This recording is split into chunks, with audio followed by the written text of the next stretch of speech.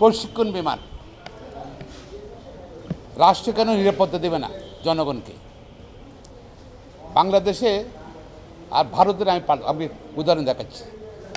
ভারতে প্রশিক্ষণ বিমানের জন্য হেরিং যেভাবে আছে, প্রশিক্ষণ বিমান উড্ডয়ন জনসমাবেশপূর্ণ এলাকা নিরাপত্তা সংক্রান্ত নিয়মাবলী অত্যন্ত গুরুত্বপূর্ণ। এটা তাদের civil aviation requirements and aircraft rules 1937-এর আওতায় আসে আইন অনুযায়ী। সেখানে বলেছে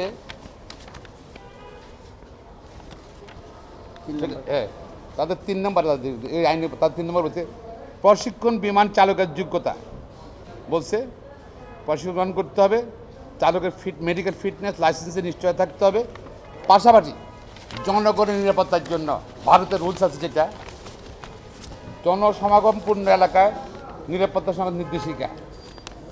ভারতে, ইন্ডিয়াতে যে রুলস আছে, যেখানে জনসমাগম বেশি সেখানে এলাকায় উড্ডয়ন নিষেধ, স্পষ্ট নিষেধ আছে কিন্তু ভারতে। এবং জনসমাগমপূর্ণ এলাকায় সরাসরি উড্ডয়ন বা অবতরণ নিষেধ। প্রশিক্ষণ বিমান উড্ডয়নের পূর্বে সংশ্লিষ্ট এলাকার নিরাপত্তা ব্যবস্থা পর্যালোচনা করতে হবে এবং উড্ডয়নের পূর্বে বিস্তারিত নিরাপত্তা পরিকল্পনা তৈরি করতে হবে। পরিকল্পনায় উড্ডয়ন, অবতরণের সময় নিরাপত্তা ব্যবস্থা, জনসমাগম নিয়ন্ত্রণ, জরুরি পরিস্থিতির জন্য প্রস্তুতি অন্তর্ভুক্ত থাকতে হবে। এটি হলো ভারতের রিকোয়ারমেন্ট, তার ল অনুযায়ী। আর আমাদের দেশে, বাংলাদেশে প্রশিক্ষণ বিমানের উপরে কি রুলসটা দেখেন আপনারা, এক নির্দেশাবলী আছে। সেখানে বলছে যে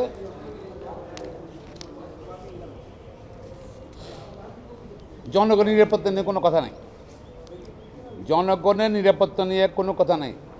জনসমাগমপূর্ণ এলাকার মধ্যে প্রশিক্ষণ বিমান চলতে পারবে কি পারবে না সেই সম্বন্ধে কিন্তু আমাদের কোনো নিয়ম নাই।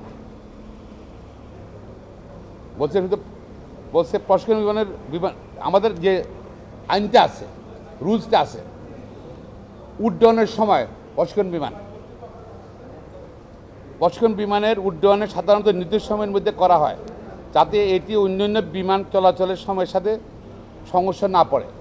1, 2 হলো প্রশিক্ষণ উড্ডয়ন সাধারণত ভোরের সময় বা রাতের শেষে করা হয়, যখন বিমান চলাচলের পরিমাণ কম থাকে, আকাশ পরিষ্কার থাকে।